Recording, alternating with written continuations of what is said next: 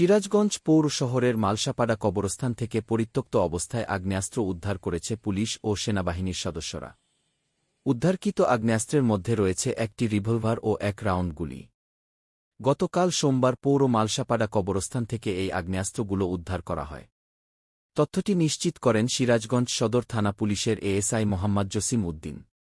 সিরাজগঞ্জ সদর থানার ভারপ্রাপ্ত কর্মকর্তা ওসি হুমায়ুন কবির জানান, বিকাল ৩টার দিকে আগ্নেয়াস্ত্রগুলো উদ্ধার করা হয়েছে। অস্ত্র উদ্ধারে আইনশৃঙ্খলা রক্ষাকারী বাহিনীর যৌথ অভিযানে টহল দেখে কেউ আগ্নেয়াস্ত্রগুলো ফেলে রেখে গেছে বলে প্রাথমিকভাবে ধারণা করা হচ্ছে।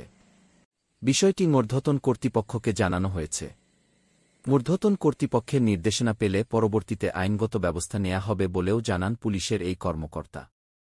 অস্ত্র উদ্ধার অভিযানে উপস্থিত ছিলেন বাংলাদেশ সেনাবাহিনীর লেফটেন্যান্ট কর্নেল নাহিদ আল আমিন, সিরাজগঞ্জ সদর থানা পুলিশের এসআই সাইফুল ইসলাম ২, এসআই শরীফুল ইসলাম সহ অন্যান্য বাংলাদেশ সেনাবাহিনী ও পুলিশ সদস্যবৃন্দ। Habib Wahid, smart news for you.